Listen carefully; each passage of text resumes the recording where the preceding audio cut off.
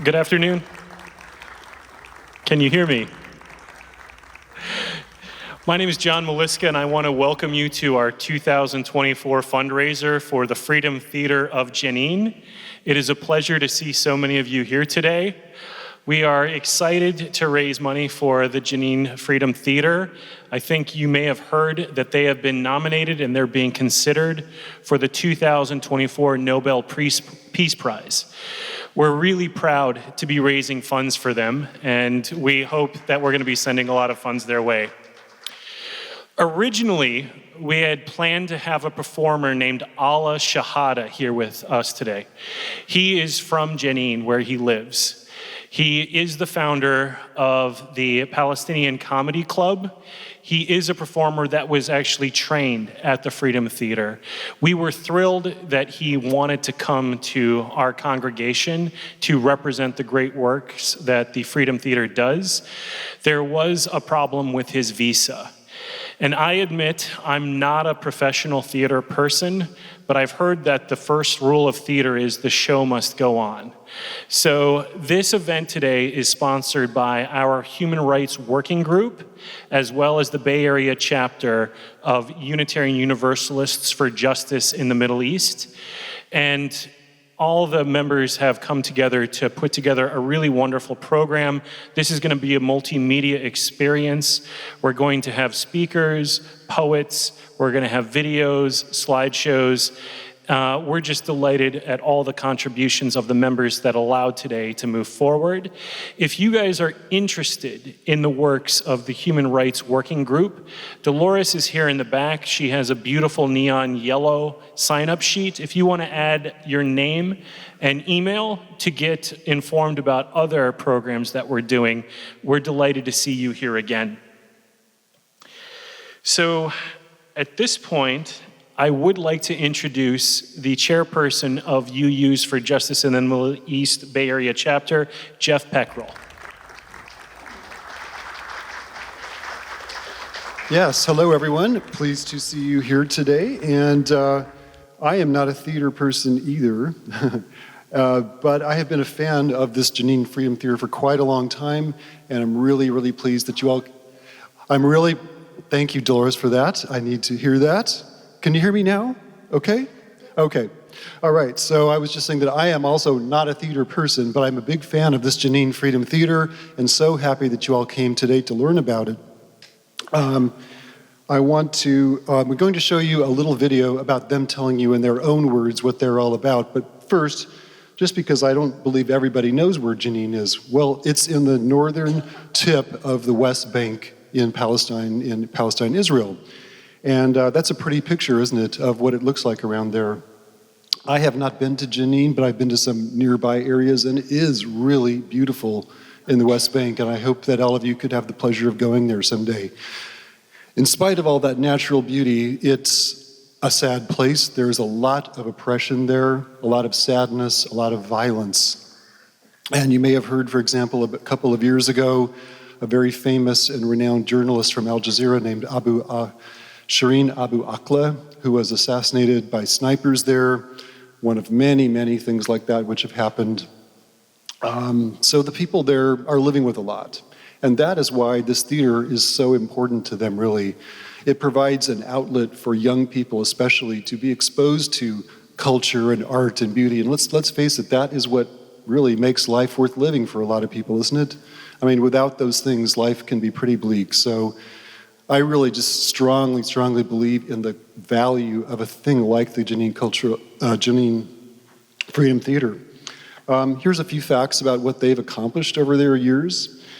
Founded 20 years ago, actually it goes back more than 20 years, but the theater as it is today was founded 20 years ago. They've produced over 25 plays. A few of them have been brought to the US. They do a lot of productions of Western plays, but a few that they have also authored and brought to life themselves. They have performed these plays for over 100,000 people around the West Bank and a few outside the West Bank.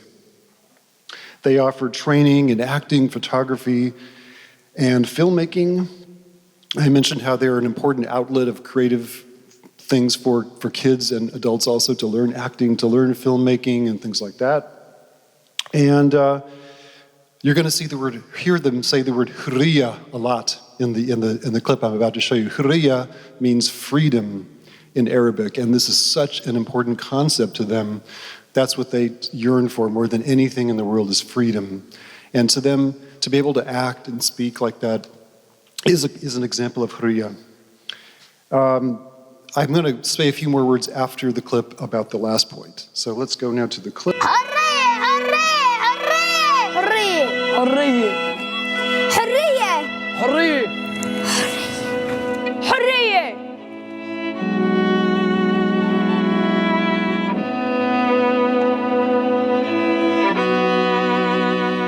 الحرية بالنسبة إلي هي شعور أو ملكية للإنسان، مش لازم حدا ياخده منها، لأنه إذا بياخده منها بتنتهي صلاحيته.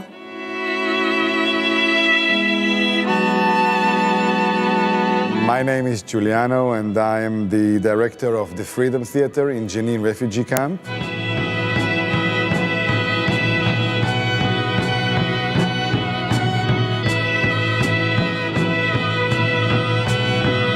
The Freedom Theater is a venue to join the Palestinian people in their struggle for liberation.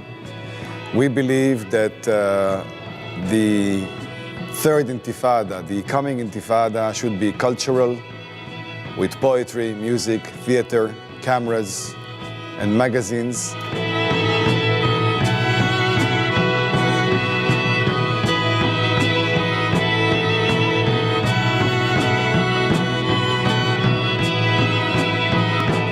الحرية هي الاحتلال يطلع من عنا والجيش ونلعب استيكة ونلعب طمامية وحداش يضربنا. This place never had a theater. This place never was exposed to these arts. So actually we are building everything from scratch. We are building capacity building of actors. We are building capacity people of audience. You know, sometimes it's easier to create actors than audience. We are dealing with the young generation to expose them to this art. احتفالات خير الله احتفالات خير الله ويوم من الأيام أنا تعبت وأنا أحكي خلينا نشوف القصة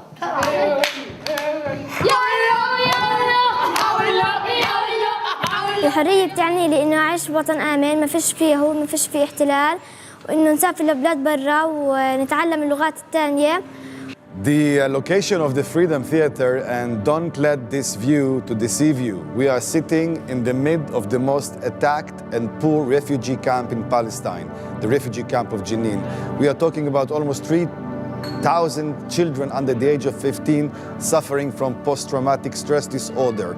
It means they pee in their pants when they are 11. It means they cannot concentrate, they cannot deal with each other without violence.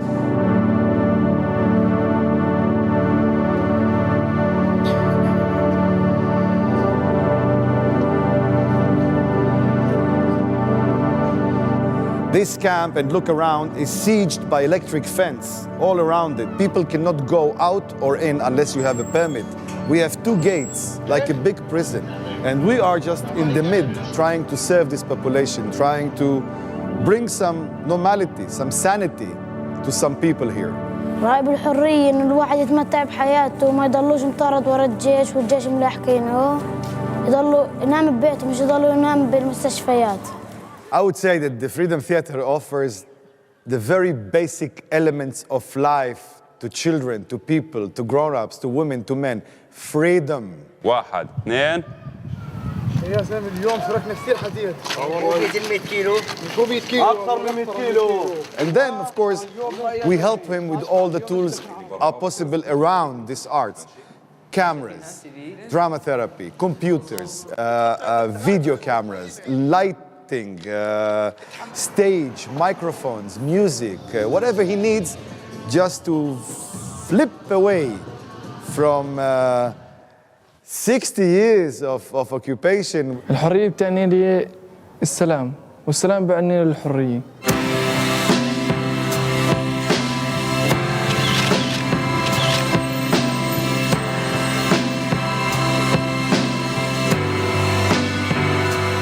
We have a dream to have a theater, a real professional, big theater, first of all. Stage, electricity, lights, makeup, actors, happiness, festival.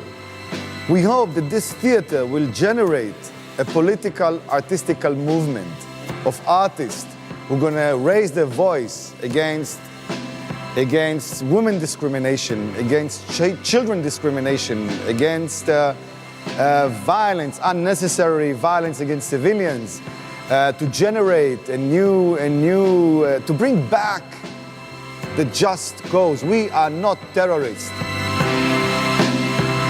All these people drinking lovers spill.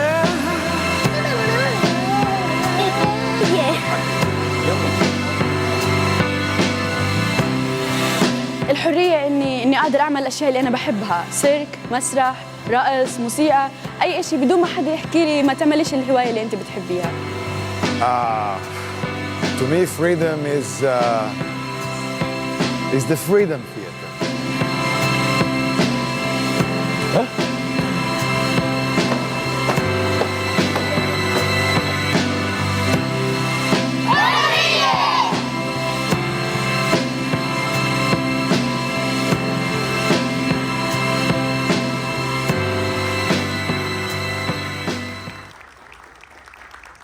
Wanted to mention that that was made 15 years ago, and the person who narrated it, Giuliano, sadly was assassinated 13 years ago. It is not clear who did that. I'm not saying that Israel killed him, although they have killed many, many people in Jenin. But they have a new leadership, and it's very vital and vibrant, and they have a great thing going even without Giuliano. Now I'm going to move on a little bit to talk about some of the oppression that's happening there. So in July of last year, this is before the infamous October 7th, they began attacking Jenin with helicopter gunships. I mean, the most dramatic violence that they have used in the occupied territories outside of Gaza since the occupation began. So they've been really experiencing an extreme amount of that. Since October 7th, in December, the IDF, or I like to call them the IOF, the Israeli occupation forces, they have been persecuting the theater. They arrested all of the leadership. These men here were all put under what is known as administrative detention, which is a policy that they have in Israel where they can hold you without charges forever if they want to, and they have held some people for many years under administrative detention. The first three have been released, and the fourth, who is the director, is still, he's gotten a year's sentence with no charges, by the way. So that is kind of the sad situation as it exists today. So we had hoped to have a happy story of bringing this really funny guy named Alaa Shehada to be with you today. John has already told you why that couldn't happen, but we are going to now show you a video.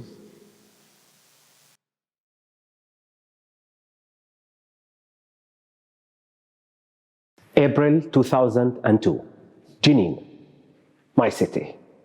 A big invasion happened in the north of the West Bank, in the camp of Jenin. The camp was totally destroyed. I walked through Jenin. It looked ravaged. The streets were full of shuttered houses, bombed cars, and destroyed ambulances. We were buried amongst the destruction. April 2003. A great German artist visited us, Thomas Kleber. He came for an art workshop. I was so happy because I thought he is going to teach me everything about art. But the only thing he did is collect rubbish. I thought, is he coming all the way from Germany to clean our rubbish? Thomas started collecting demolished stuff, scraps from cars, houses, and ambulances, and he started building with it. He was hammering, cutting, and composing with the help of 15 Palestinians. After 4 weeks, he revealed the result. He wanted to show us the strength that he saw in us. He had built a horse. Now, don't get me wrong, a statue of a horse, a huge horse. Like massive legs, ginormous eyes, huge neck. This horse was bigger than any other thing I saw in all my life. I was so happy about it. The people of Jenin drove the horse around the city, and everyone was so proud of it, amazed. People felt lifted by it. You may not know, the horse in Arabic is a symbol of a freedom. But this horse is not just a symbol of our freedom. This horse is us. In the end, we built a roundabout and we placed the horse in the center of it. And we called it the horse roundabout. I myself loved that. You know, every time I drove by, I made more extra rounds, looking at it from all angles. This horse looked bigger every time, and I only grow stronger with it. It became our meeting point during the day. We spoke, we fought, we loved, we ate there. We had our spicy falafel and our favorite coffee. We shared our stories while the horse was listening. We laughed so much, especially when my friend Ahmed was trying to climb and ride the horse. At night, when we are asleep, this horse is not. It watches over us. 30th of October 2023. The Israeli army entered Jenin. As like every night, nothing new. But tonight, something felt different. They did not come to arrest or kill one of us. No, tonight something felt different. They did not come to be cock with their fancy tanks. No, tonight something felt different. Tonight, they came with a bulldozer. But again, tonight something felt different. They drove it past our homes, our schools, our hospital, our church, our mosque, straight to the horse. They ripped it out. Our symbol of a freedom as a piece of garbage. Since that day, my question remains, what happened to the horse? Did they arrest it? Did it go to court? Was it able to defend itself? Did they ask it, do you condemn Hamas? Did they interrogate the horse? Did they ask it anything about me, about the secrets I told there? Did the horse tell the Israeli army about the kiss I had with Jumana secretly at the roundabout and the fact that she didn't like it? Did it tell them that 4 of her brothers came and beat me up, broke my nose and split my lip when they found out that I kissed their sister? And then I lied about it and I said the Israelis did it. I don't know. But I can't let go of this feeling that this act hurt me more than any other thing they did to us. I mean, not the kiss, what they did to the horse. This horse was our identity. They had taken our core identity. You see, they can hurt me, and I know I can deal with pain. They can hurt my friends, I know they're strong. But again, this horse is our identity. They had taken our core identity. However, what they don't know, I've already rebuilt a horse. A horse is not made up of trash. It's made up of memories. Of memories I made around this horse, of me having coffee and spicy falafel with my friends, of me driving around it in my car. A horse of memories that I made there. You can arrest a horse, take it away and destroy it, but you can never destroy its meaning.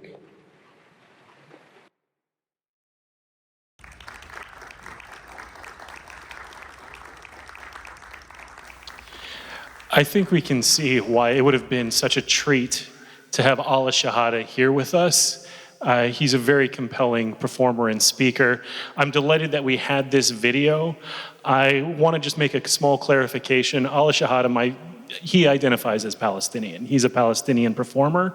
And I do want to take a quick moment to thank Jonathan Silk, who is employed by our congregation here, for the tremendous technology help that he's giving us today.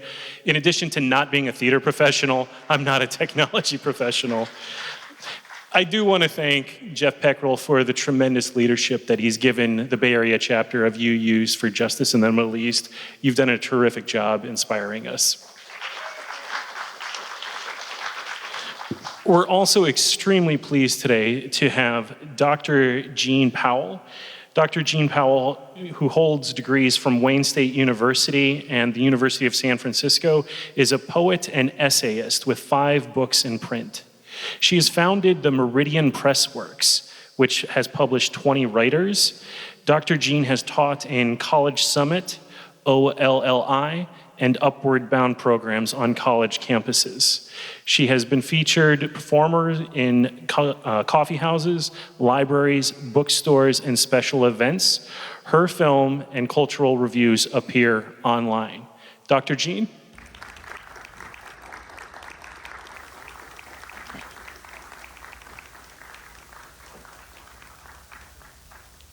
I'm very happy to be here.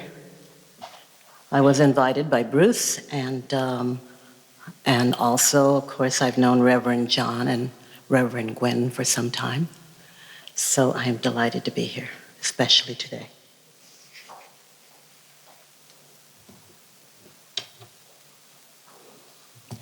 This first piece is called Writing Memoir is Hard. Writing memoir is hard. You knock on doors nobody wants to open. Let the past stay past, under padlock and leafy moss blankets. You knock on those windows with tiny panes. Memory won't let you in there out of pity. Too rough on your consciousness, emotions likely to rile up and stomp. Writing memoir is hard. You have to go really slow. Walk along dusty pathways with a watering can. Stop to take in deeply notched leaves. Hear the sighing of tree branches in the wind as they recall close cousins cut down. You go home and chant as candles glow. You hold jars of pickled beets your grandmother canned. Caress earrings, blue and silver, your mother left before she walked away, and that brown radio in an antique store, just like the one your dad listened to. You stand and whisper to it, close your eyes and imagine. Simply imagine where he might be buried. Writing memoir is hard. A gray stone library beckons, and you climb its steep and winding staircase with urgency. At least you did before the plague years. You stroll along the shelves and touch book spines. When one touches you back, you open and read. Memories slip from printed pages, rifle through your curls, nestle in your crimson scarf. Close to the bay, you walk the Embarcadero. Ancestors float in, waving from fishing boats 1,000 miles from Great Lakes territory. You recall fish fries, lamps hung from trees, and laughter lighting up sundown shadows. The tide goes out before they hook a place in your memory.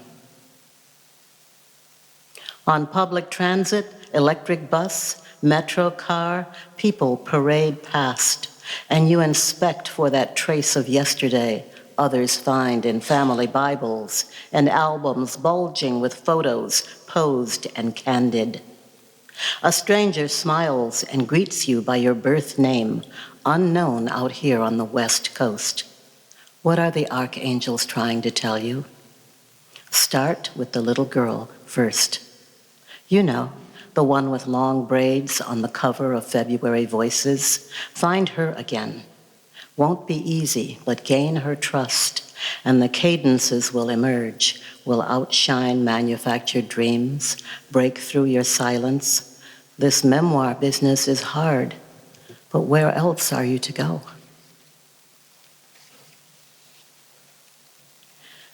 And now for something more contemporary, a little bit lighter. It's called Awaiting Hope. Each afternoon before leaving the safety of your books and music, visual art and garden greenery, you steel yourself. Brace for the assault you know is waiting just beyond the door of oak and glass. Why are you wearing a mask? Or on one of those other days, where is your mask? Isn't it terrible what's happening? Oh, you think it's my fault? I voted. So sorry about Brianna. What do you mean, defund the police? Oh, that awful man. But I just couldn't vote for Hillary. You know about deep state, right? Head down, scarf obscuring your face, you hurry to Sal's, where everyone recalls your name and calls out welcome as you walk through double doors. Zinfandel is pouring as you settle into a favorite chair, part-time refuge from tedious moments and pen-pointy people. A back seat awaiting hope.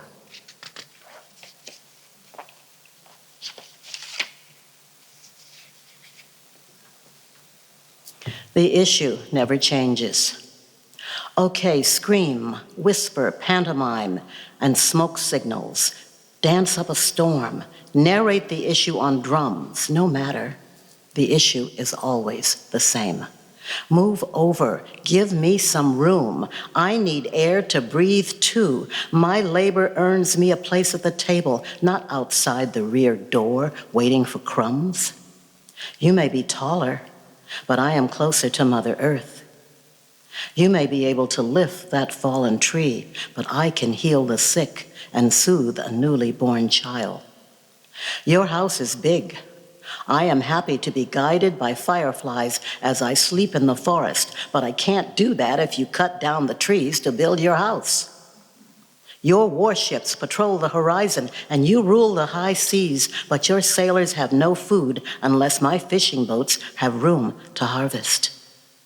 This is your last chance to do more than line your pockets with misbegotten gold. Storm clouds gather as icebergs melt. Can't you hear the volcanoes? Oh, I see.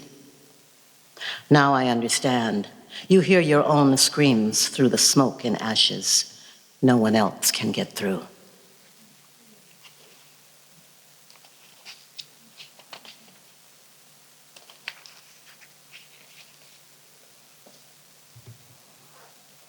I love IKEA, especially now that Nordstrom's is gone. And we have our own IKEA store, which I will get to one day when I finish dealing with various crises. And I love their commercials, the best commercials ever. IKEA at midnight. So she heard a guy yelling midnight, just as it started to rain. Rain wasn't much, a few drops here and there. His yelling matched the uncertain rainfall. Rush of words, little volume, silent hesitation. He wanted to share. He had information we all needed to know, but no one had time to listen. The effort it took to open drapes, raise windows, turn down the internal noise, it was more than anyone could manage.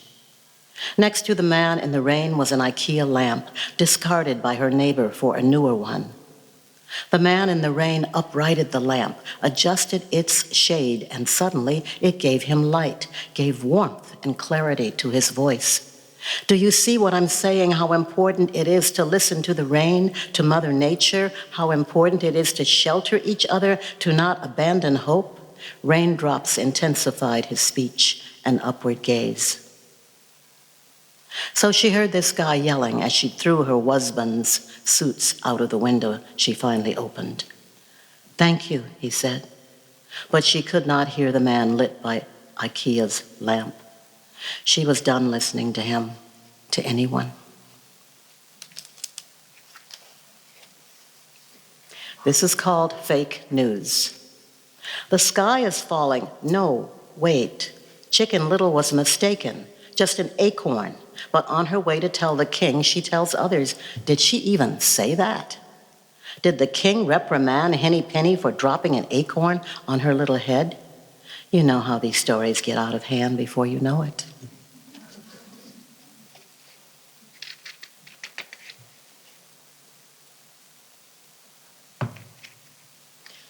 Two more, I think.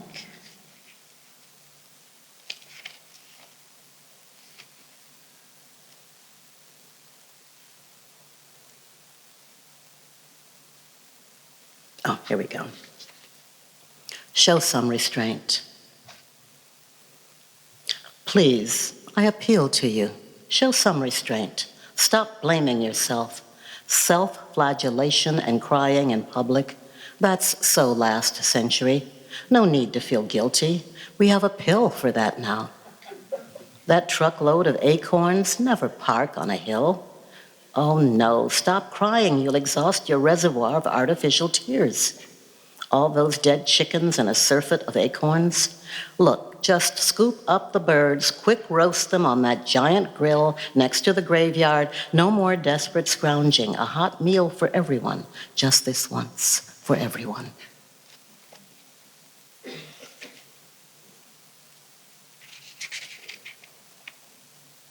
Okay.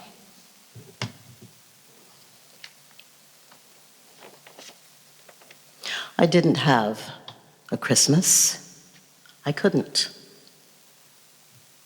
I was reading the news. When the children started to write their names and numbers on their legs, I wrote this poem. I write my name.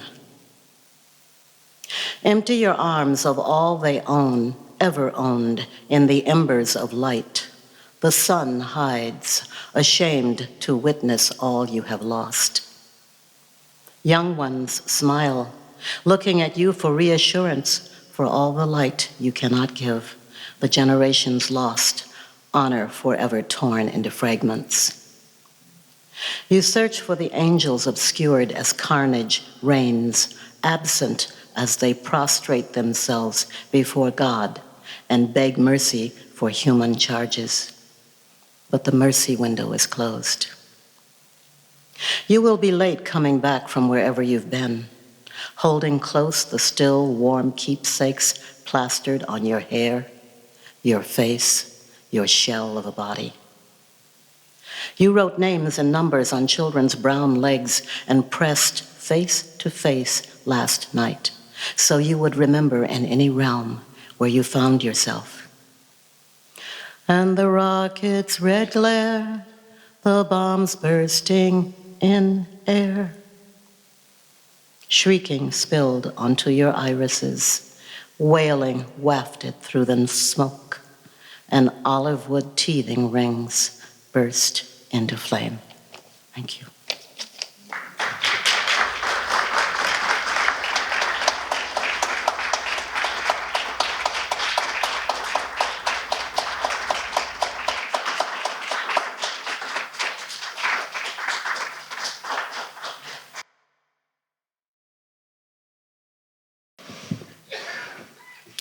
I really want to thank Dr. Jean Powell for being with us today and sharing her poetry.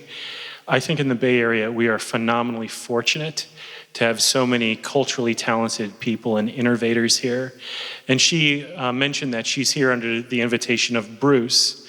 Bruce Newberger is an author and an activist for peace and justice.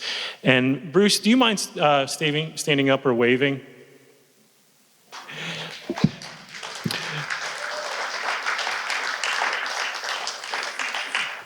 In addition to activism and writing, he's also a brilliant person at accepting money coming in for a fundraiser. So Bruce has written the book Postcards to Hitler, A German Jew's Defiance in a Time of Terror. And when it was announced that we were going to do this fundraiser, Bruce was adamant that we should set a very ambitious goal because he was determined that we promote cultural opportunities and relief for Palestinian communities, Bruce declared that anyone giving $100 or more to today's fundraiser would get a signed copy of his book, which I think you'll find very fascinating. So I definitely want to thank Bruce for his help today and for all the activism that he's done in the past. Today, we will be glad to accept cash. We will be glad to accept checks that are made out to UUSF. And in the memo, you can write Jenin Fundraiser. And we also have the capacity to accept credit card donations if you also want to be generous through plastic. All the funds that we are collecting today are going to go directly to the Freedom Theater in Jenin.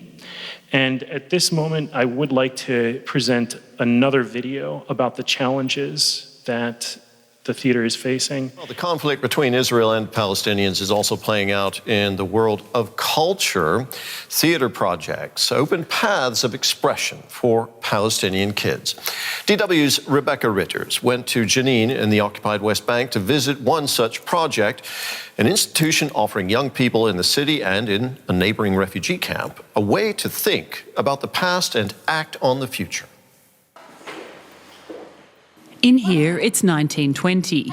These young Palestinian actors are rehearsing a play telling the story of this region. 1920, after World War I. The production recounts historical displacement and occupation, told by the youth who are living the consequences. It's the latest in Jenin's Freedom Theatre programme. Since its founding by an Israeli activist in the late 1980s, this youth theatre has aimed to be a refuge for young Palestinians here in the northern West Bank. When we come here, we are able to express our emotions, what we feel. We have great energy that's buried inside of us after everything we've witnessed, from bombings, shootings and raids. So we come here to evacuate this energy and we feel safe here, so we can express what's on our chest and say whatever we want.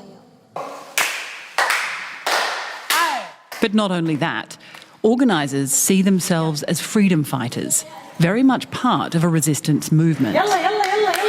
The space was created to foster cultural rather than armed opposition to Israel's occupation, and has itself been the target of violence. Honestly, I don't know what the reasons are, but in my opinion, art and culture have a strong message, a strong resistance and defense. For this reason, the Freedom Theatre is and has been targeted for years. In 2002, during the second Palestinian uprising, the Israeli military destroyed it. Now the war in Gaza and tensions in the West Bank are threatening it again. After the events that took place on the 7th of October, everything changed indeed, in the whole region, not only in Gaza, but also in the West Bank and all Palestinian territories. In December, during an incursion on Jenin, Israeli forces raided the theatre, painted graffiti on the walls and arrested 2 of its staff. One is still in detention without charge. Project leaders try but cannot take their mind off what's happening in their city.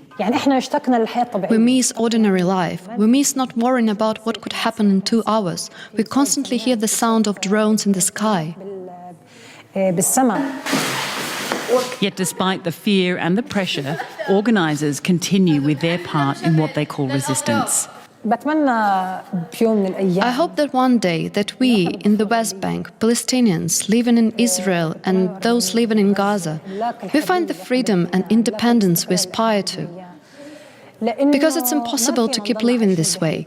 Everyone deserves freedom and peace and has the right to live as they want, has the right to decide their own destiny. Using culture to look back at the past with a clear mission to try to affect the future.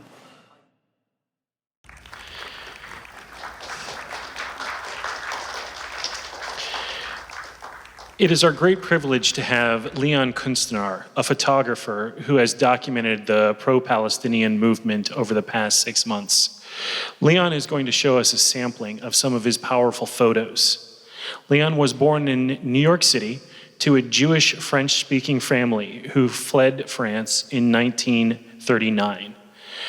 Leon became political at 12 years old when his older sister told him the story of the Spanish Civil War. Today, he combines photography with a sense of justice to magnify the efforts those who fight for justice.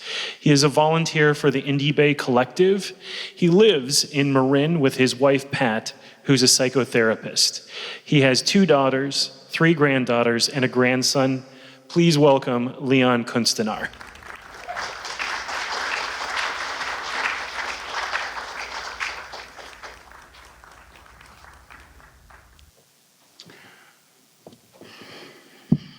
Thank you. Good afternoon.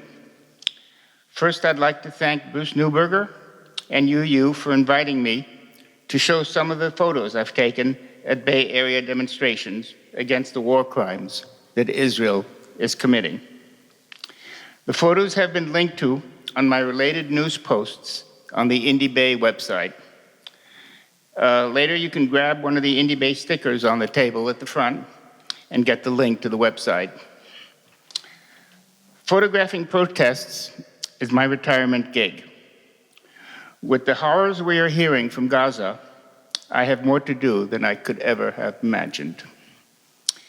If I may give a personal note here, like many of you, I am beyond infuriated and appalled by the genocide Israel is attempting.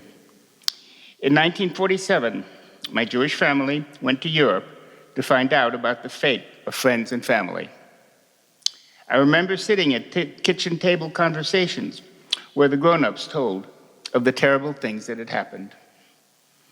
The stories must have affected me more than I thought, because here I am, 75 years later, with the news from Gaza, those Holocaust stories that I heard as a child, are now resonating in me almost as a traumatic memory. Since October 7th, I have been at many pro-Palestine actions, and interestingly, have seen virtually no pro-Israeli counter-protesters after their large presence at the October 8th protest at the Israeli consulate.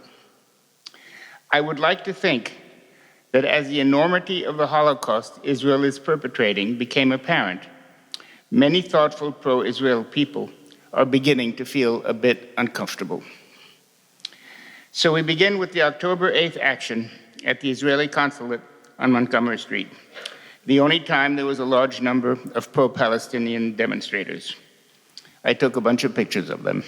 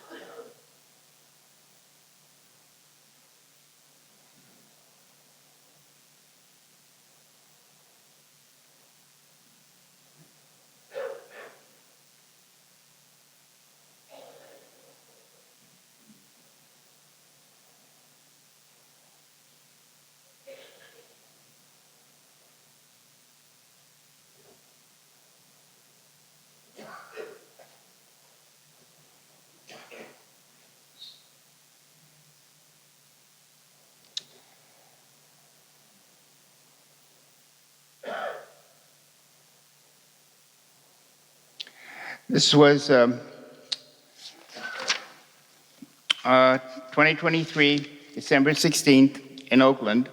The demonstration was called Oakland Labor for Palestine. Labor, especially the ILWU, was well represented here.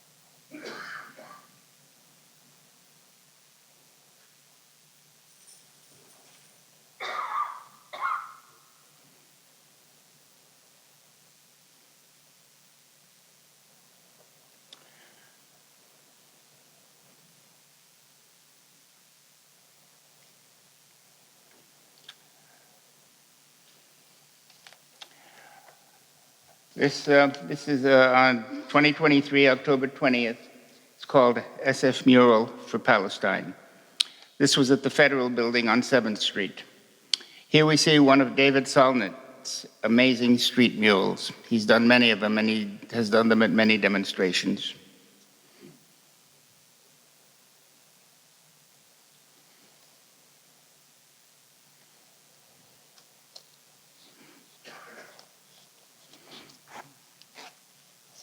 And that's David himself.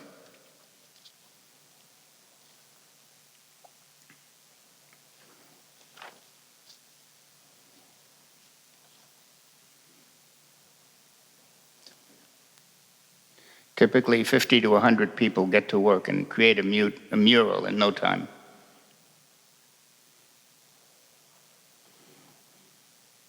One of my favorites.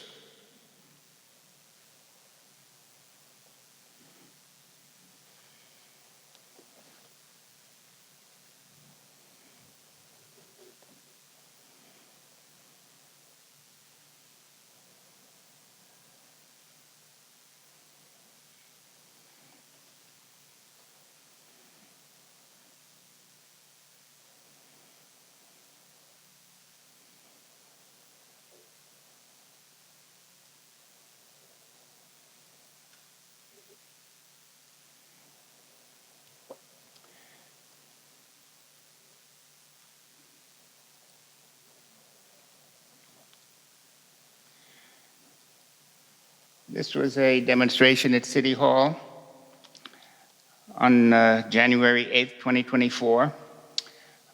San Francisco medical workers were there pushing for the city council to implement a ceasefire resolution.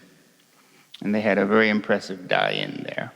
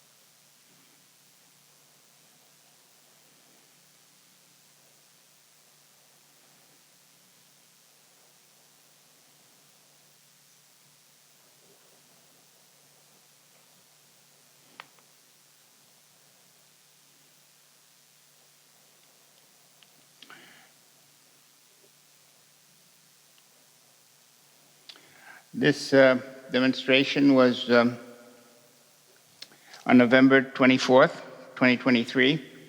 Was an SF Black Friday protest. And the motto repeated during the event was, "Bombs are falling while you are shopping."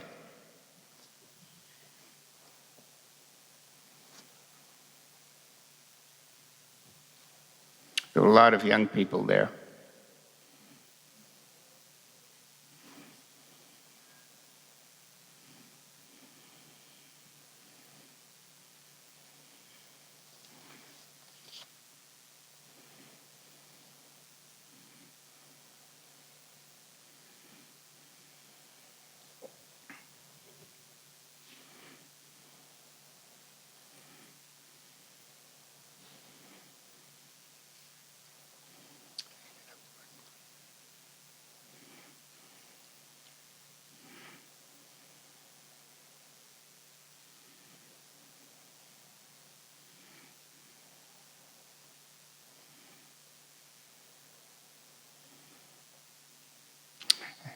The action ended up right in front of Macy's.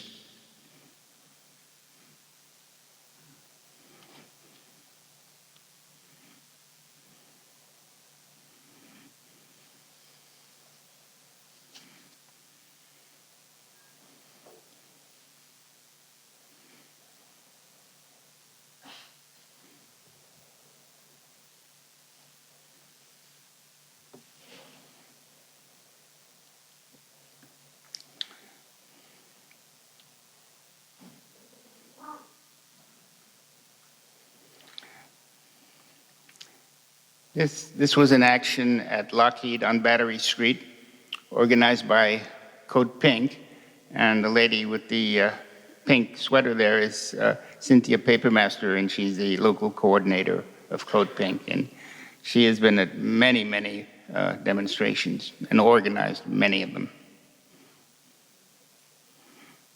Here she's attempting to serve Lockheed with papers for a trial for war crimes.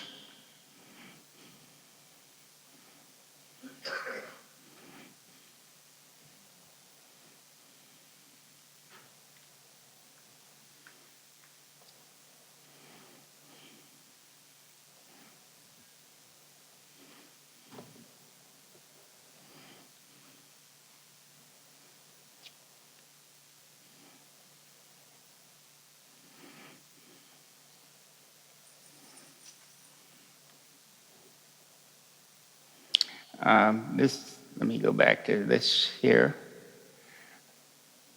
Lockheed, one of the most high-tech companies in the world, with the world's supposedly best engineers, could find no other way to lock their front door than with this jury-rigged bicycle chain.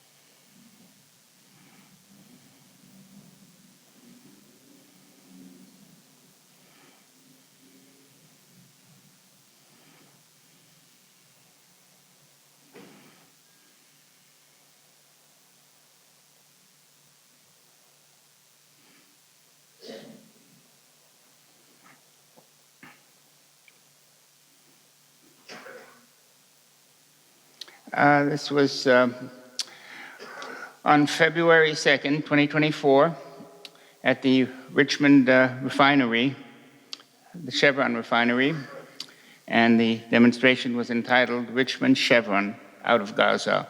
Turns out that Chevron is operating oil drilling platforms off the Gaza coast and profiting.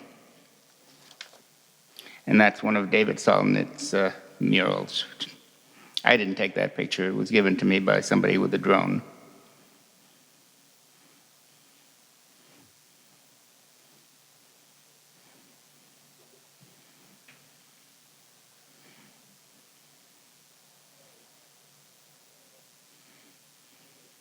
And that's David Solnit.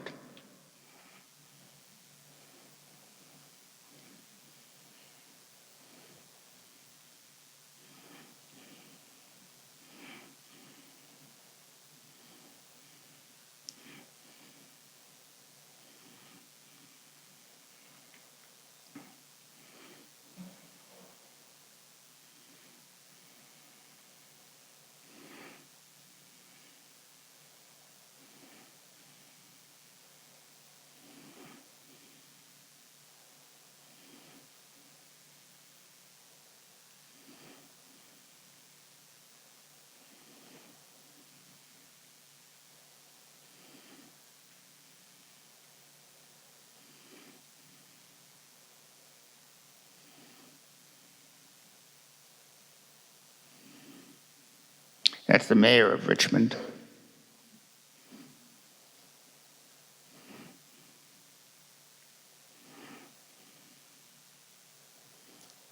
I'll stop that for a second so you can read it. I think that did a lot to improve the chevron sign.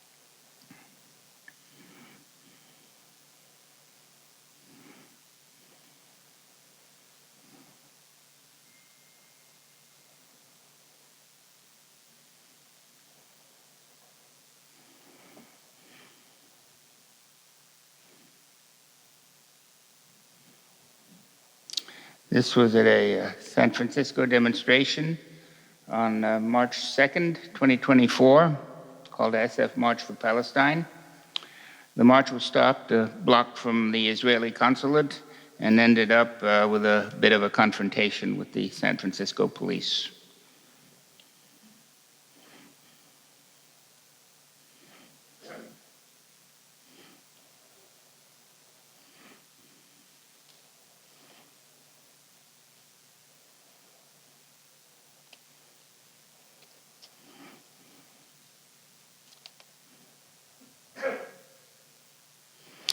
The American flag was taken down and the Palestinian flag went up in its place.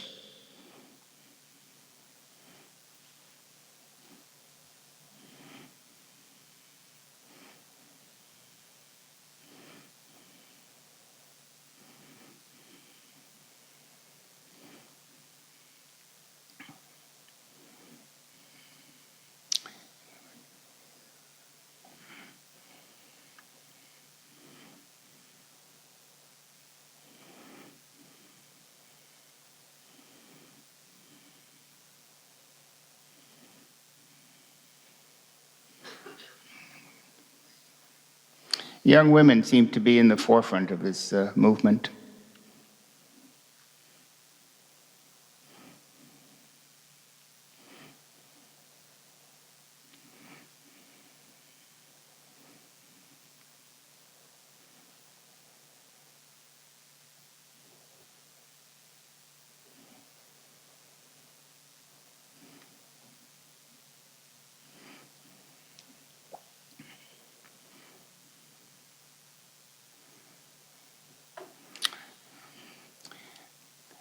This was on February 21st, 2024, and it's entitled No to Genocide Joe. Biden had come to the fundraiser at Pelosi's house in San Francisco. A lot of media were there. The march was stopped by police a couple of blocks from Pelosi's house.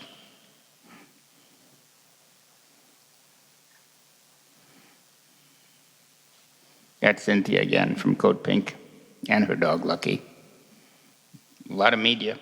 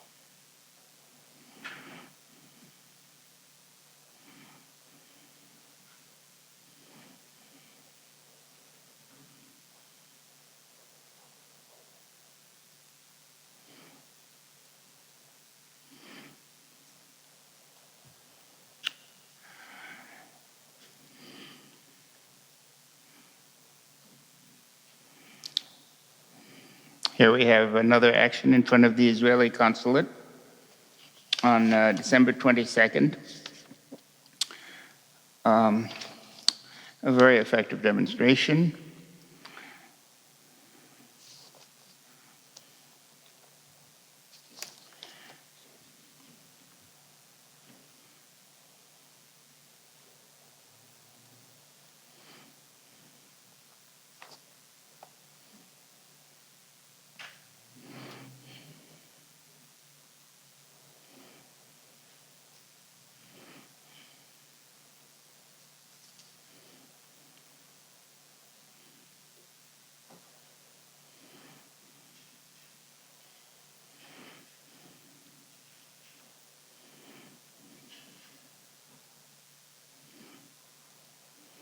This says, if you were wondering what you do during the Holocaust, you're doing it now.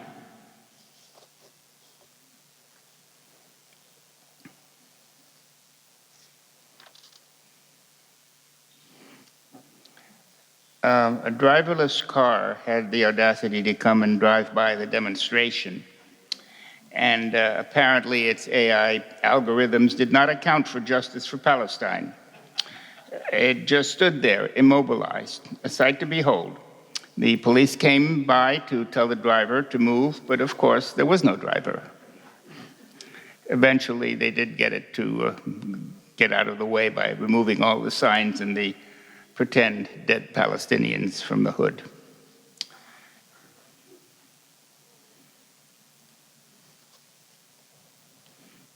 People loved it.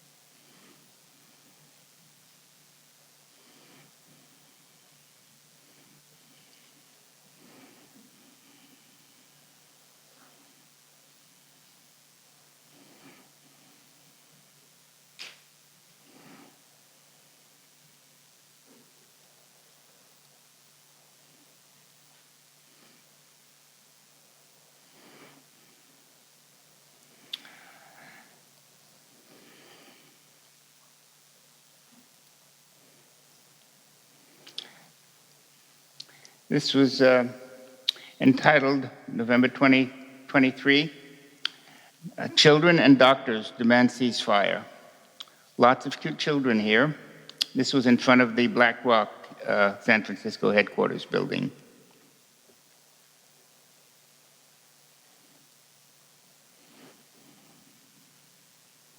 UPS agreed.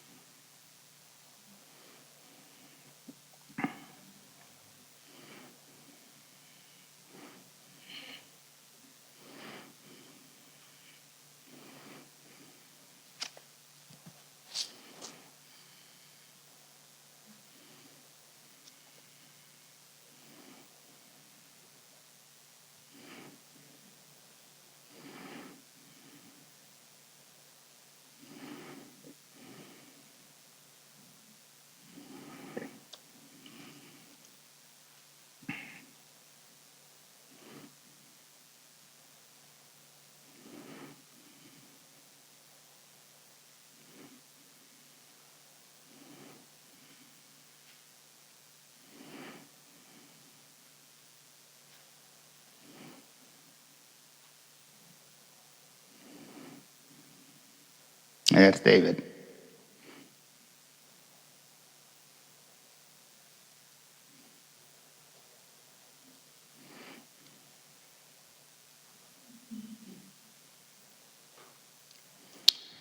And here we have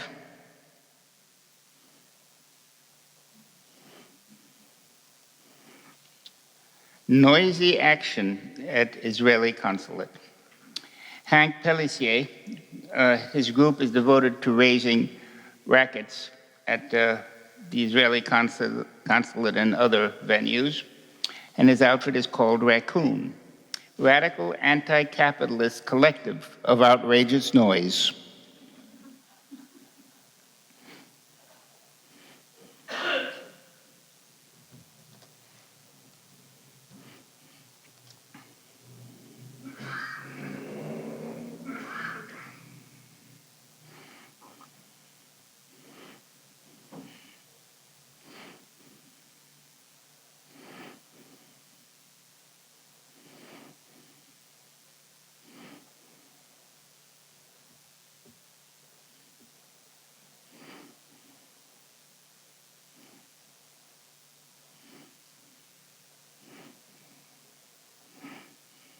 If you want to get attention, start banging garbage can lids on the sidewalk.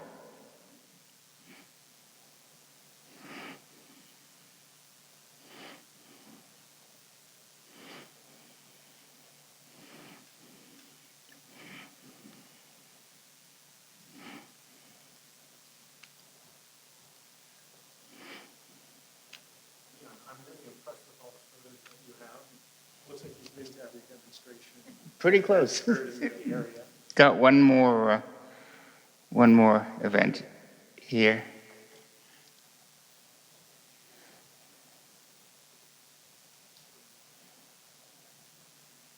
Oops, get back there.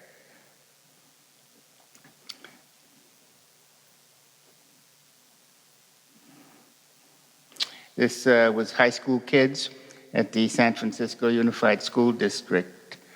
They had a really big action there.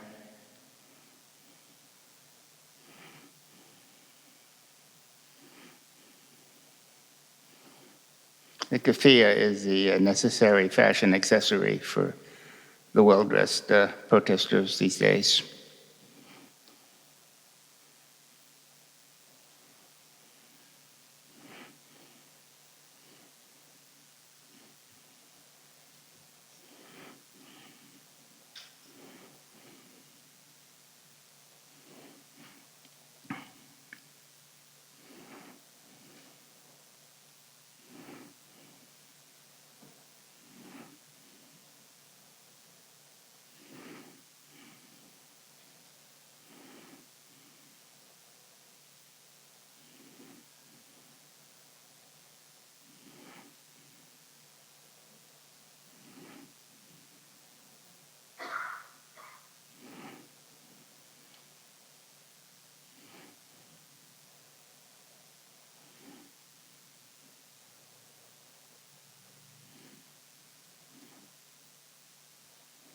And that's it.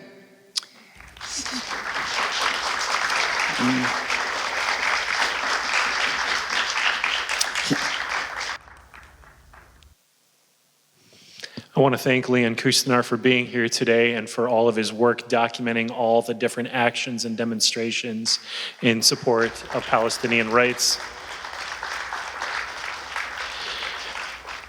I do just want to take a quick moment to mention that we really appreciate everybody being here today. We do have books in the back that are related to the struggle for Palestinian rights in the back.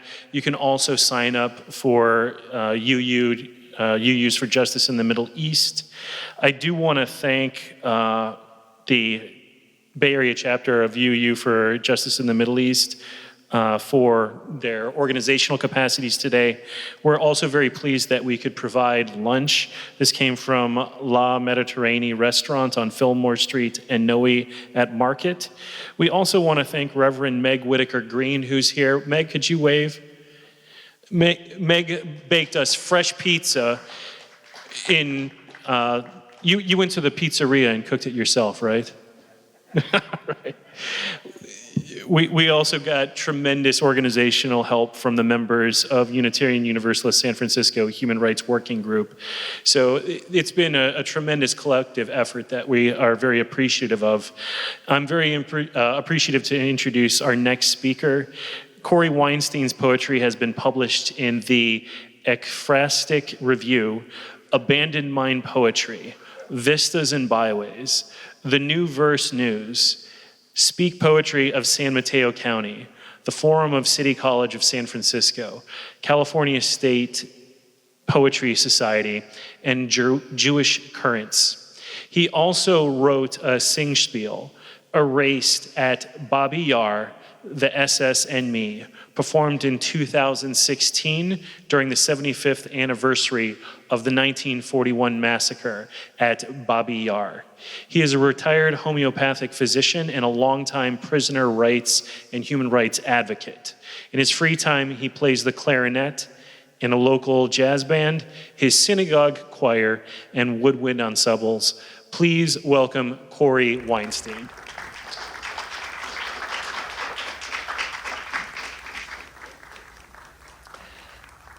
Thank you. I'm very pleased and grateful, particularly grateful, to be reading this little 10-minute set of poetry to you today.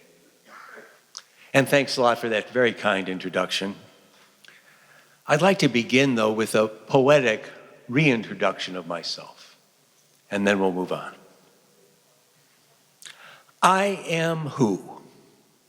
I am the placid bay and rolling ocean, the lyric writer on drum, piano, and bass. I am the border wall fence sitter, the raven mischief maker. I am the immolated toddler renewed in 44, the minister of Sacramento's thorn. I am the index, spandex, waterfront walker, the stateless running in Myanmar, the corn kernel bursting in oily heat. I am the oyster with trembling interior, the dark matter infusion of unknown. I am the wretch seeking sidewalk comfort, the live stream you are watching. I am the woodpecker carving safety, the drumbeat with all my bones. I am the hard copy in a virtual world.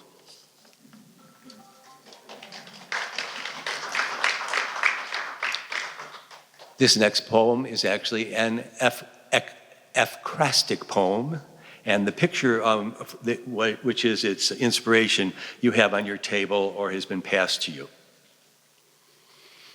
This I wrote after the pogrom in Hawara in February of last year. A drawing on a 1950s Yiddish newspaper.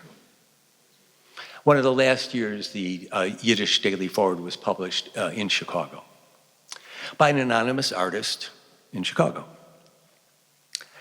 Rabbinic herald of mid-century everyday adorns a trim notebook-sized remnant, torn from the daily and lost till inevitable cleanup before the discard after death.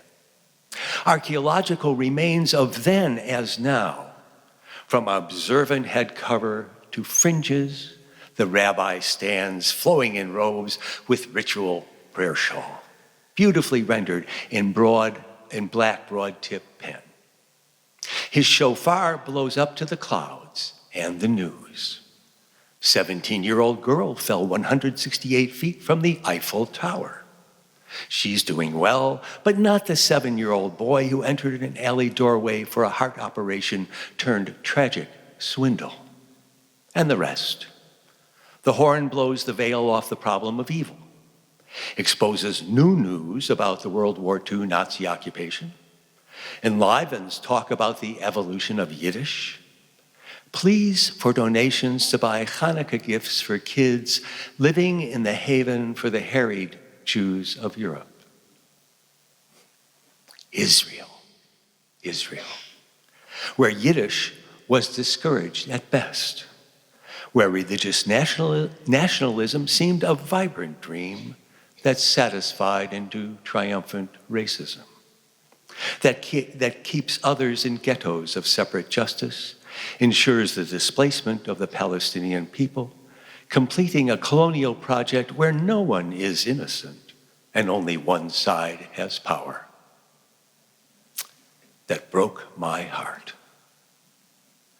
Rabbi plays on with the heart sound of our people to gird us to face a future he could not know, to welcome the rebirth of Yiddish in art and every day, to recognize the tragedy of religious nationalism, to celebrate the endurance of the diaspora, whose only home is where we are right now, torn treasures as he is, playing our anthems.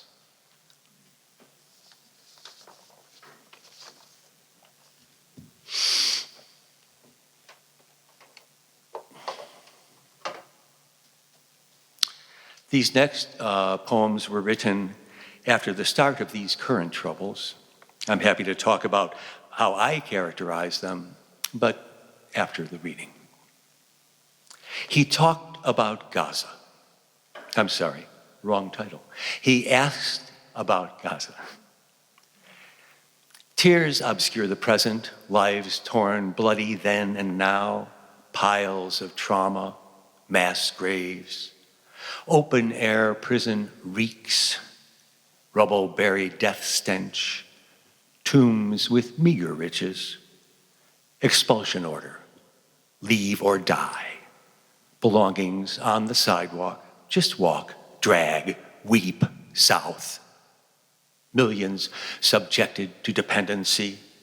Now war again, no food, no water, no power. No, when you are beaten, reduced to dust.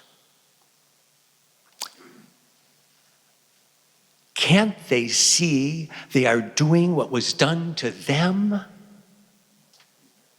Came from David's quizzical depth, kindly asked. Gentle words of concern from a pacifist warrior. Trauma twisted from my tongue, not the tip, but deep at the root, silent howl, internal trembling, dry heave. I told David about my great-uncle Ephraim, his 1941 Kiev brood, necklaces of potatoes and onions, strapped boxes and suitcases trudging, my Portmans, herded with 34,000 others to Baba Yar, a killing field, single gunshot to the back of their heads. Forced expulsion, certain death, the Ukraine cleansed. White phosphorus bombs, fire Gazan air. Tears of fear, of grief, burn Israel's cornea. Heat of amnesia cloud each eye's lens. Minds cannot see the grotesque kinship when eyes are spiked by terror and trauma. Each side, self-serving brutes of passion, all too willing to satisfy vengeance. Kiev, Gaza City, Baba Yar, Jabalia refugee camp. The images play side by side in my movie mind. Streets of Kiev, of Gaza, Syria, Sudan, of Nagorno-Karabakh.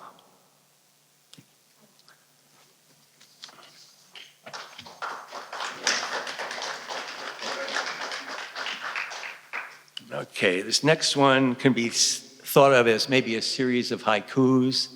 A 336, Karen, who's always telling me, haikus don't have to be just one way, they can be any way. Well, this is for you.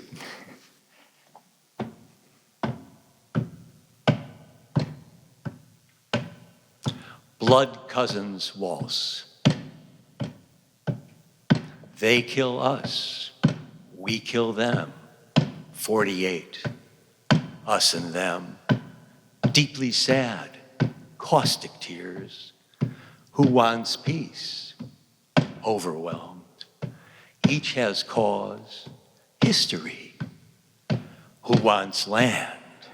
Vicious realm.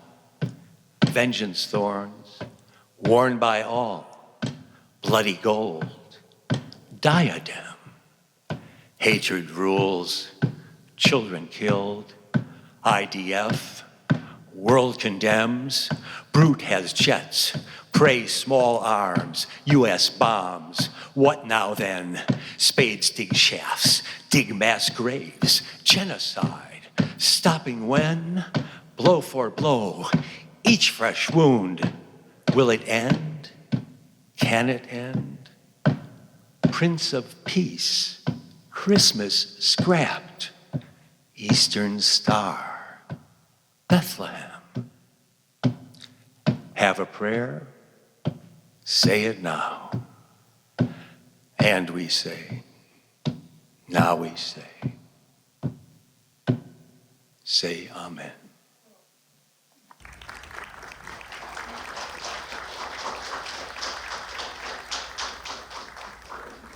One more, shorty, very short. I'm going to read it twice because it's so short. Was written by a friend of mine, Hilton Obenzinger, a great elder poet. And he shared this with our ceasefire group at Or Shalom Jewish Community.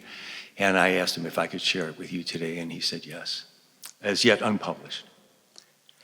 The commander contemplates victory.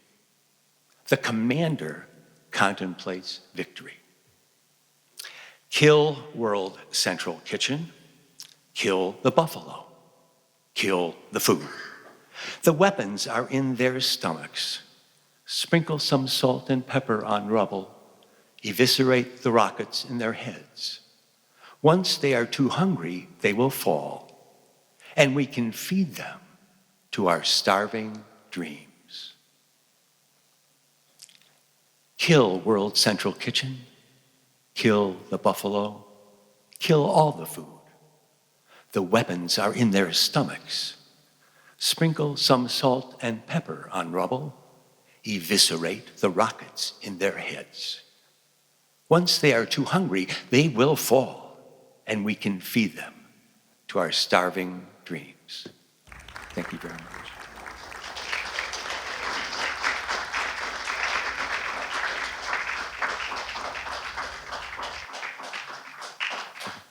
I want to thank Corey Weinstein for being here today to share his poetry with us.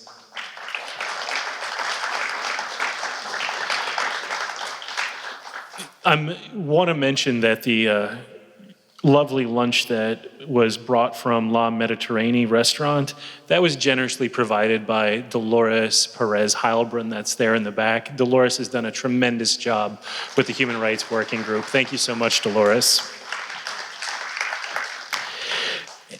So at this stage, I'm going to try to use my technology capacities to show you two very quick videos here at the end about the work of the Freedom Theater in Jenin. Jenin in the occupied West Bank, home to armed factions taking up weapons against Israel. The scene of uprisings, airstrikes, assassinations, and battles that have gone on for days. But there is more to it than the image of war. At the community-based Freedom Theater, a cultural center in the heart of the Jenin refugee camp, actors say they are trying to find beauty in a battle zone, challenging stereotypes about this place and the people who live here, creating a sanctuary in the midst of Israeli bombs and bullets to preserve and tell their story. Palestine from the day one was an international place. Everybody from everywhere, all the religions exist in Jerusalem, in Palestine. Today, we're not saying that we want to live alone as a Palestinians. Palestine is a small but big country, enough for everyone in this world to come to live here, but with freedom and dignity. And that is coming sooner or later. A message of unity from a refugee camp Israel is trying to tear apart. This place stands in stark contrast to the reputation that Jenin has. You usually think armed Palestinian fighters. You think violent Israeli military raids. You never think comedy club. The Israeli army has raided and detained, even killed, several theater members. Ransacked a place meant for expression, creativity, healing, and hope. Those here say the best way to fight back is through their art. After one of the largest Israeli raids in years last July, artists from the theater held a parade to lift spirits. The minute we stepped out of the theater and we started, people started coming out of the balconies and they started throwing candy. They started to throw rice on us as a celebration of us. In the middle of mourning, they were craving something to celebrate their victory after 4 days of complete terror. An example, she says, of how they can help in times of tragedy. To show a side of Palestine the world rarely sees, to remind the world of their humanity. Actors taking the stage even as raids carry on outside. Because no matter what, here, the show must go on. Zain Basravi, Al Jazeera, Jenin refugee camp in the occupied West Bank. So the founders and the performers of the Freedom Theater are asking a very bold question. In the middle of occupation and suffering, can art give comfort to the oppressed? Further, can it be part of the solution? It has been demonstrated countless times when people feel ignored, when they feel their lives don't matter, When they feel they are abused, they will often lash out violently. The Freedom Theater shows care and investment in the lives of girls and boys.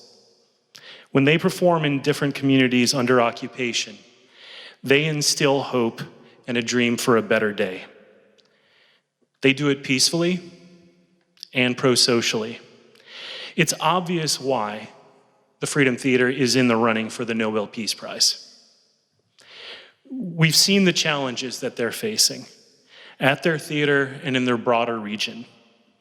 The resources that we are contributing today will be directly utilized for building nonviolence and progress. Every cent that we are raising today will go directly to the Freedom Theater. The effects will be broader, though, resonating not only there in Jenin, but throughout the world.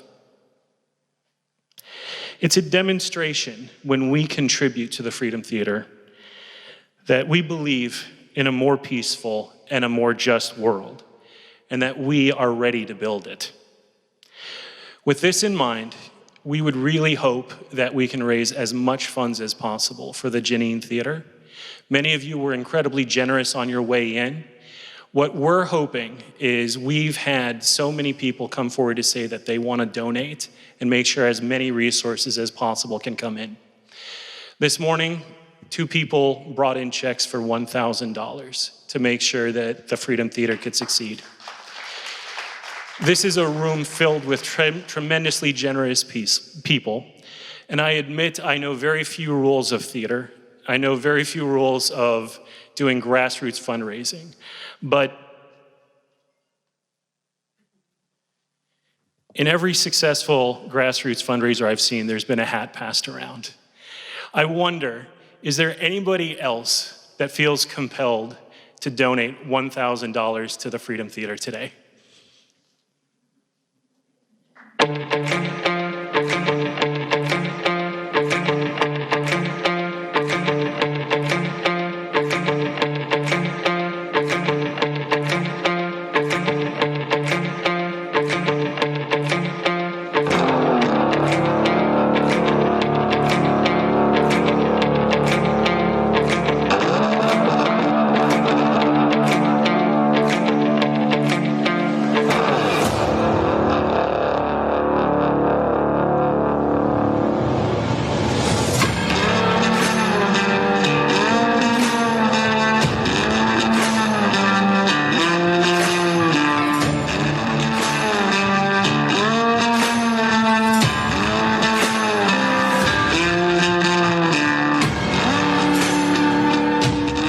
The second rule of effective grassroots fundraising is to say that you write the checks out to UUSF and put in the memo either Jenin or the Freedom Theater. And if you want to give cash, we are glad to take cash. Bruce has done a great job of collecting that. You can put it in the hat as we do in the old days. We are also glad to accept additional contributions through Square, through your credit card. Bruce and Dolores will be glad to take those at the end.